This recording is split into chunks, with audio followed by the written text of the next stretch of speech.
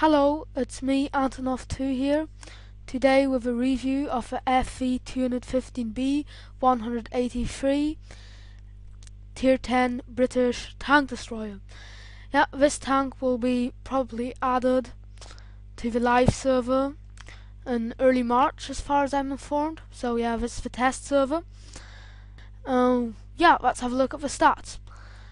Its hit points are 2000 HP.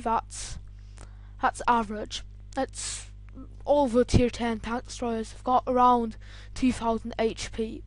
The weight is 60 to 64 tons. That's pretty light for a tier 10 vehicle, so I wouldn't recommend you do any ramming in this tank, because you'll probably just damage this tank more than you damage your enemy. The engine power isn't anything special, but it's absolutely enough to drive 60 tons. So the speed is about 35 kilometers per hour. So yeah, it's okay. It's nothing special. And the traverse speed is 32 degrees per second, which is pretty good. It's the best traverse speed that you get with a tier 10 tank destroyer. So yeah, that's pretty good. And this tank feels pretty maneuverable. It doesn't feel really fast or something like that, but it feels like kind of maneuverable, and you can just run around the battlefield with it a bit. And yeah, the hull armor, the frontal hull armor is 152 millimeters. That's, well, it's not very good really. It's the worst armor that a tier 10 tank destroyer has got. Here you can see this plate here. It's solid armor, and it's sloped pretty well. But I've got kind of two beefs with that. First of all, the lower glacis is pretty big and not sloped very well. It's kind of sloped, but not very well, and so that's obviously a big weak spot down here. And yeah, there'll be quite a lot of ricochets from this upper glacis, but there'll be just as many shots that will penetrate this, because 152 millimeters isn't a lot for the guns that will be firing against this. Yeah, this part here, that's an absolute bounce region. Don't shoot here, because yeah, it just bounces because it's just too big an angle. Yeah, the turret, the frontal arm of the turret is 254 millimeters. That's really good, and the gun mantle is very big, and the front of the turret is sloped very well as well. So if we shoot at the turret, it will probably ricochet. Although there are a few weak spots on the turret. For example, this machine gun up here is a weak spot, and this bar up here, I think that's a weak spot as well. Another weak spot in the front of the hull is this little hatch here, this driver's hatch. But it's fairly small, and it's a very small target to hit, so you need a pretty accurate gun to hit that, and you can only hit it close up. Yeah, the sides, 50 millimeters and 101 millimeters, no chance of ricochet there. Yeah, if you get at the sides or at the rear of this thing, yeah, that's it. Except for these little boxes here, because they act as spaced armor. These boxes and that, and here this box. So if you hit these boxes, there's a bigger chance of a ricochet, but it still isn't that big. So yeah, just don't rely on it, and the chances of shell just hitting this little bit here are pretty small. So yeah, the tracks are covered up pretty well, so yeah, I don't think tracking will be a very big problem in this thing. Yeah, the the shell damage is 863 to 1438. That's the biggest alpha damage in the game, except for artillery. So till now, that was the Jagdpanzer E100, which had the biggest alpha damage, but now it's this baby here, and yeah, 1400 is quite a lot. So you can two-shot any tier 10, any tank in the game. So yeah, it's a very powerful gun. Now the penetration is very good as well, 388 millimeters. Yeah, it's enough. It's more than enough. Yeah. So now we come to the major weakness of this thing, which is the rate of fire, which kind of balances out the alpha damage. Yeah, this real poor rate of fire, 2 rounds per second, per minute. Sorry, of course per minute, is very, very slow. That's 30 seconds reload time between every shot. That's just really abominable reload time. And yeah, so you just have to fire your gun, and then you go behind a building or something like that, if possible, and you wait and wait and wait and wait, and you have to wait really, really long. Then you come out and take another shot, and go back again and have to hide for 30 seconds. And I bought this tank with 50% crew experience because I just I wanted to save my gold for buying premium tanks. So my reload time is getting on for 40 seconds, which is just, it's really abominable. Another really interesting thing about this tank is that its turret can turn, but it can't turn all the way around. It can only turn, you can turn your gun about till here and till there. So that's it. Then your turret kind of sticks there, and you can't go any further. That can be a bit annoying, I find, because you go around the corner and you think you can turn your turret like 45 degrees, or that's 90 degrees, isn't it? Yeah. You think you can turn your turret 90 degrees, then it kind of sticks here. So then you have to first of all turn your hull around, which takes a while, and then and the turret doesn't turn very fast at 16 degrees per second. That's very slow.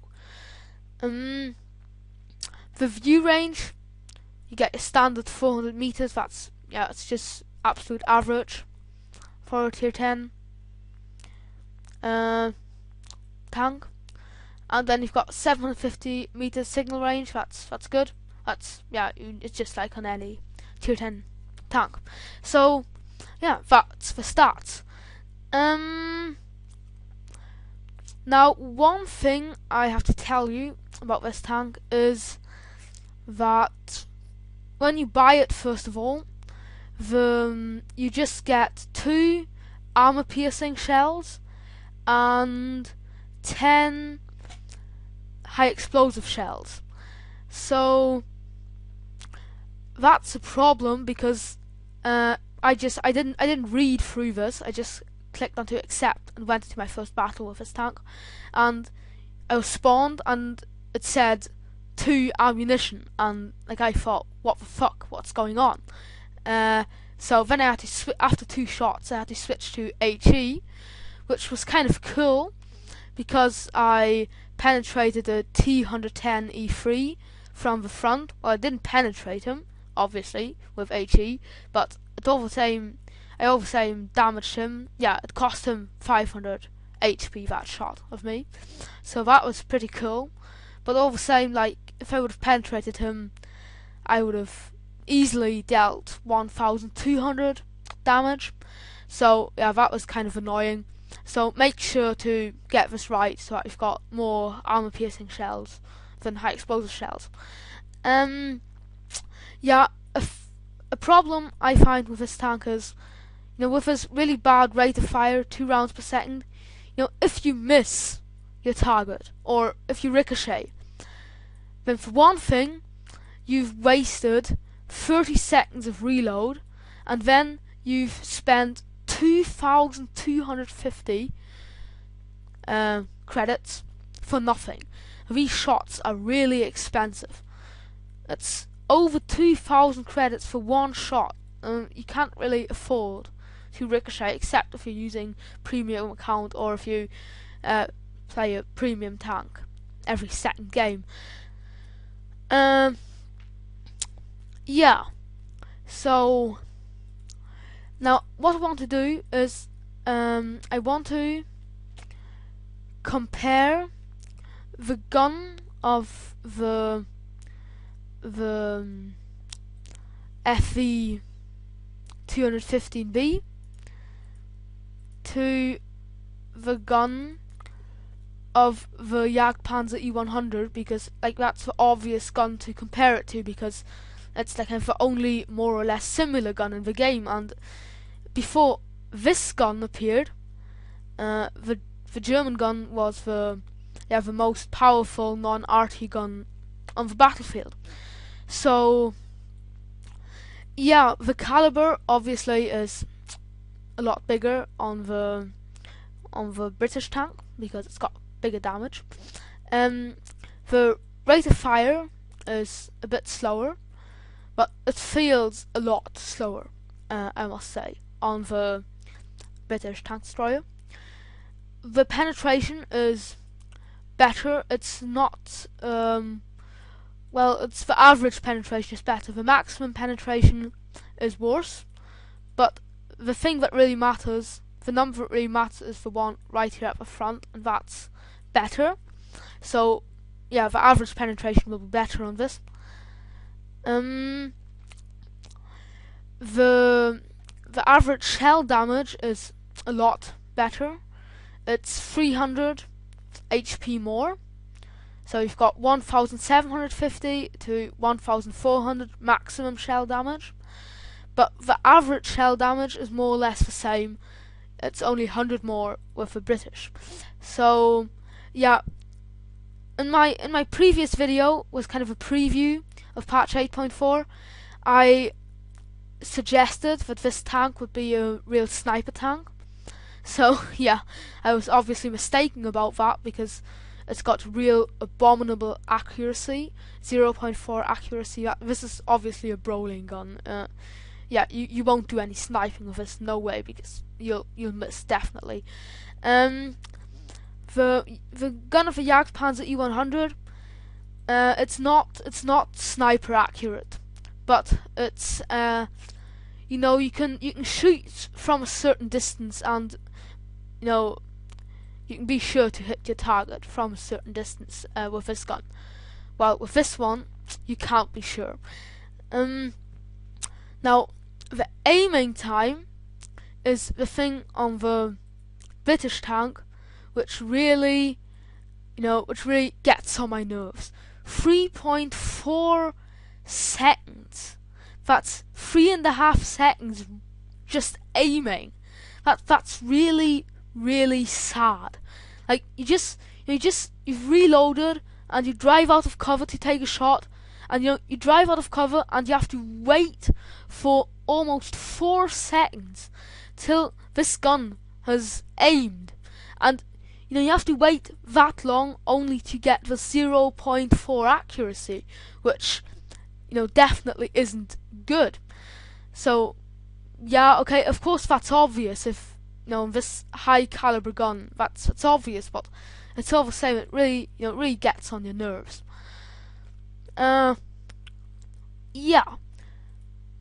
So one thing I've realized, which I really don't understand, is if you look at the average damage here, it says average damage 1,150 to 1,750. So now, if you go back to the tank in the garage, here on the right side, it says 863 to 1,438. So that's over 300 HP difference. I've got no idea what's the reason for that. I don't know. It might be. I've got no idea. It might be kind of a bug or something like that, or a problem with the test server. I've got no idea. But if you know, please write that in the comments, because I'd really like to know what's the reason for that difference. Yeah.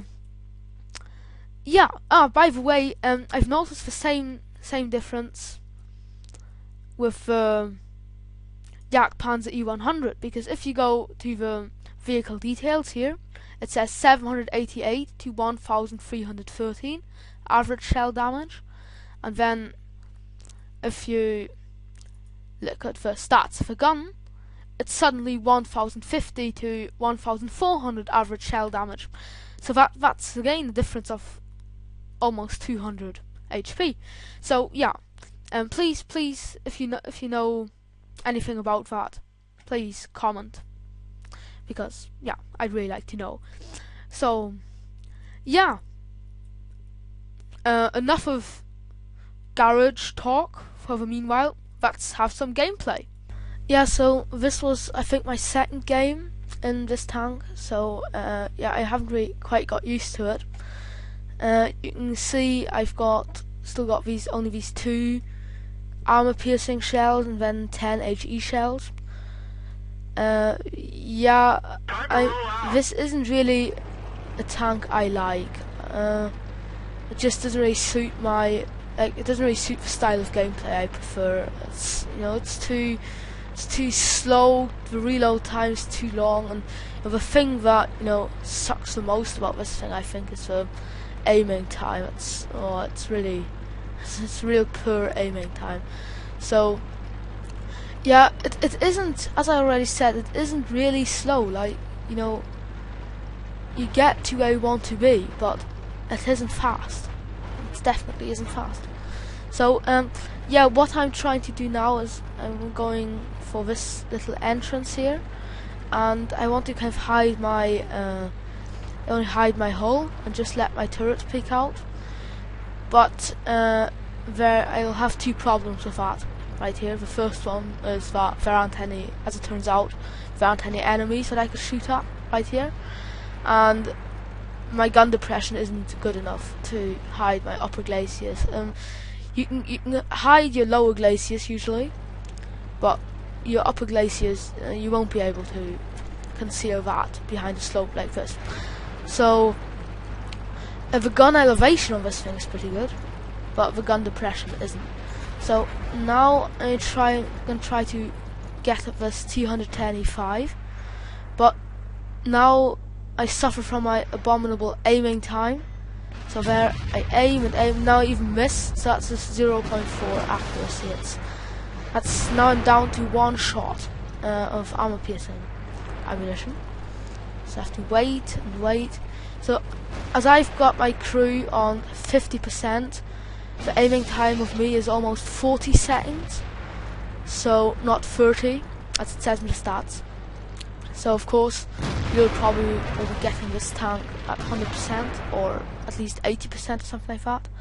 So that would be better for you. So now I aim again and shoot at 1,002. That's only 1,300 damage.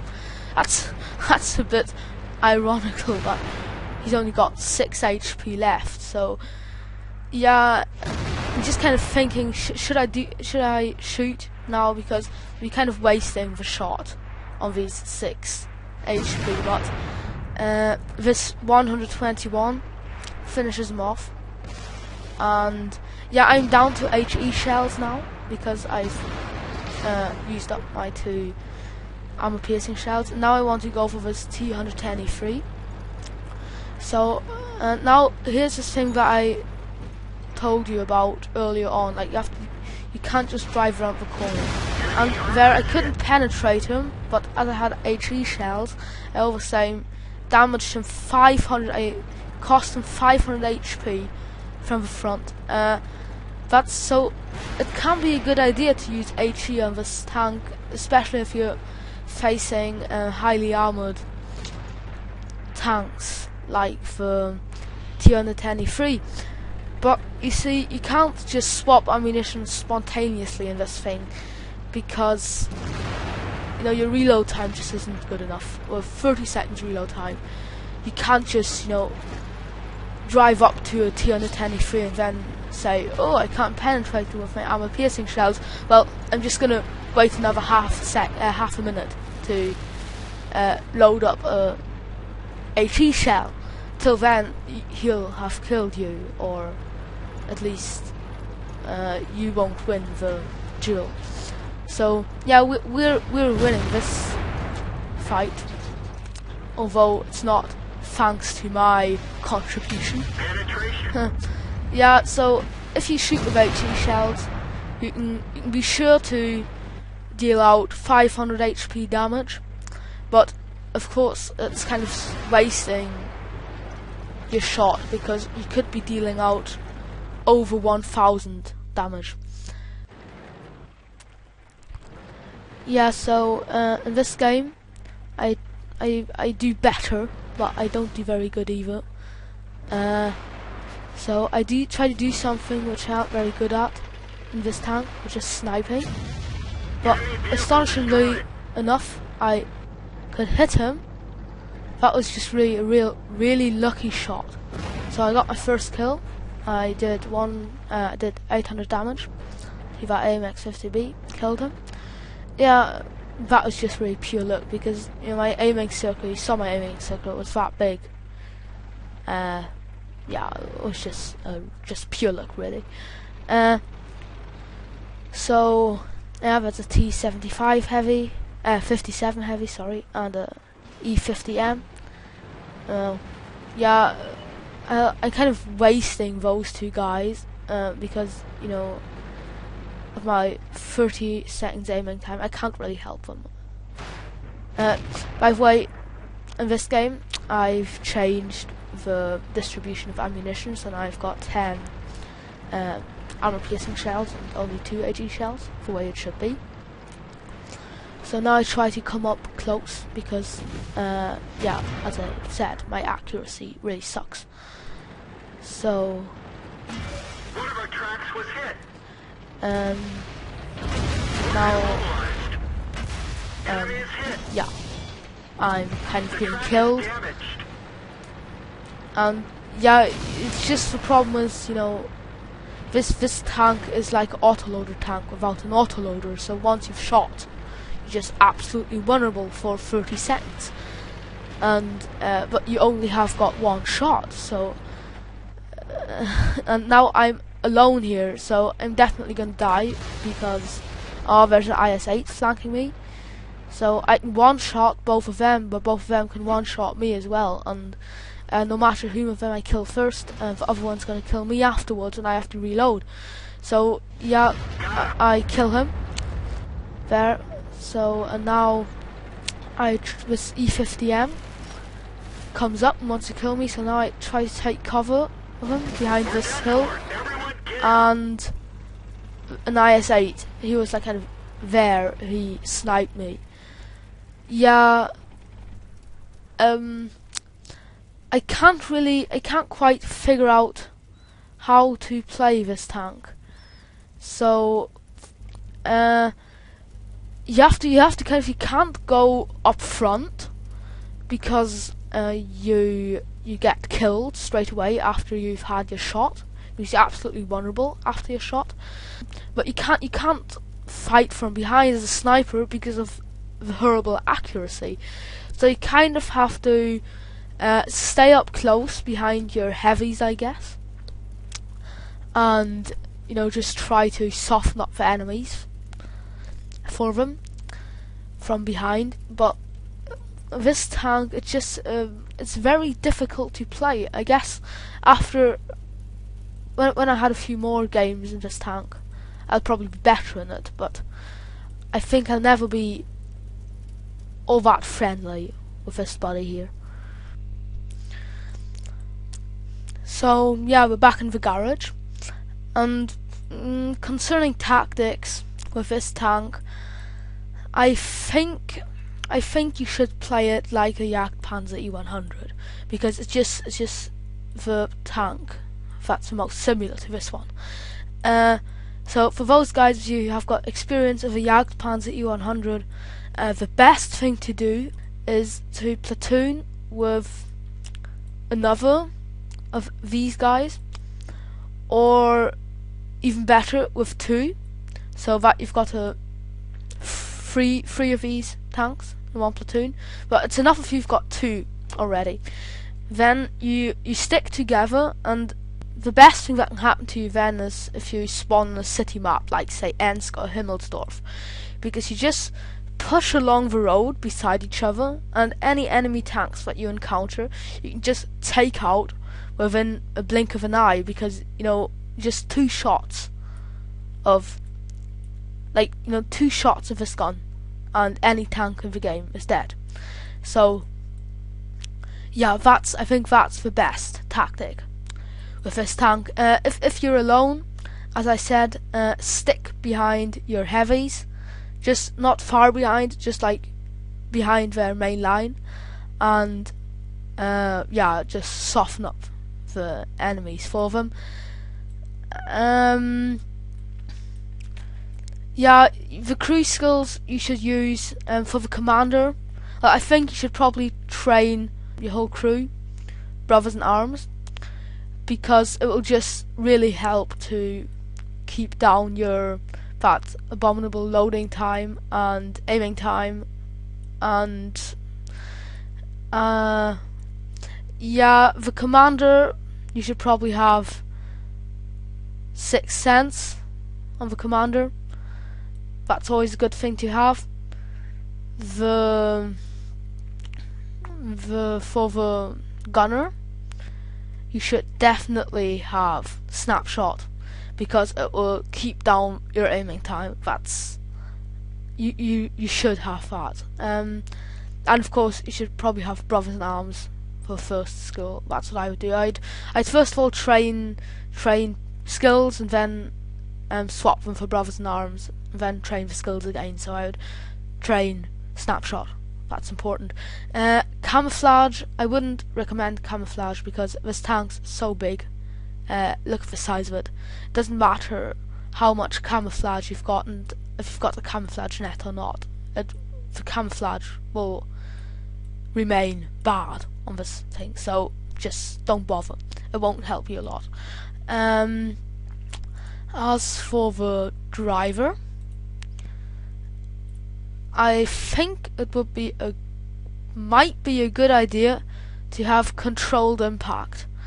I aren't sure about this, but I think it might be good, because in these 30 seconds reload time, you're pretty helpless except for ramming. Now with 60 tons to 64 tons, that isn't a good ramming weight. So perhaps this skill might perhaps improve that. So I think that would be a good thing to have on this tank. And then of course you should have smooth ride. Get that first of all. Smooth ride is just because again it will keep down that aiming time. And of course brothers in arms. Your loader. Now I aren't a huge fan of the skills and perks of a loader because I think they aren't very good. Of course, first of all, brothers in arms, and then I don't think, like a lot of people say, ammo racking is a big problem with TDs, but in the whole time I've played this tank, which isn't very long, but my ammo rack has never been damaged, and it has never exploded yet, so I don't think safe storage is very important. Intuition, I think this skill's pretty crap. I think it's a perk. Yeah, it's a perk. I think this perk is crap, but on this tank it might be a good idea, because well, okay, you have a 10% chance that if you change your type of ammo, you'll have the right type of ammo loaded already. So if you change your ammo and the right type's loaded already, that will spare you 30 seconds aiming time. That might be pretty useful. I aren't sure about that, but it's just a thing you'd have to try out. It might be good. And Adrenaline Rush, I don't know. With 2,000 hit points, this isn't a very good idea, because to have this perk work, your hit points have to drop down onto 200 HP, and whenever do you have less than 200 HP hit points on a tank, and nearly never. I can't imagine. I can't remember any situations right now. I mean, there are some, but they're pretty seldom. So yeah, you've got 2 loaders, so at some stage you'll probably train this anyway, but I don't think it should be one of the first skills you train. Now, your commander is also your radio operator, so of course, Brothers in Arms, you should have that, and Sixth Sense. I don't think the skills of a radio operator are all that useful on TDs, at least not on this one, because it isn't a sniping TD, so you don't need your radio range, signal range really. Situational awareness never is a bad idea, because it just extends your view range. More view range is always useful. So yeah, complex modules, I definitely fit improved ventilation, especially when you've trained Brothers in Arms, because it just, again, it helps keeping down your loading time and aiming time. And then definitely the large caliber gun rammer, you have to fit this thing, because it just that's going to really help a lot, because it's going to reduce your aiming time 3 seconds. That's a lot, so definitely fit that one. And then it's good to have the enhanced gun laying drive, because your aiming speed gets faster, and that's good, because your aiming speed is crap. So we want to fit this. This combination is more or less the best. Of course, yeah, you have to decide for yourself and what fits your style of gameplay the most. But I would recommend this, definitely. Yeah, so yeah, we're kind of through with this tank. I don't really like it, to be honest. It's too slow. It's got too big reload time. If you miss, you're done for, kind of. Definitely, one thing you have to look out for with this tank: don't get separated from your teammates. Always stick with at least 1 or 2 of your teammates, because this tank on its own is useless. Without cover of your teammates, you shoot, you perhaps take half of the HP of your enemy, and then he comes up close, and he shoots and shoots and shoots, and you're helpless. You can't do anything till you've reloaded. So just don't get separated from your teammates. And yeah, another thing that might be useful is when driving around corners, try not to drive around them with this frontal part of your hull first.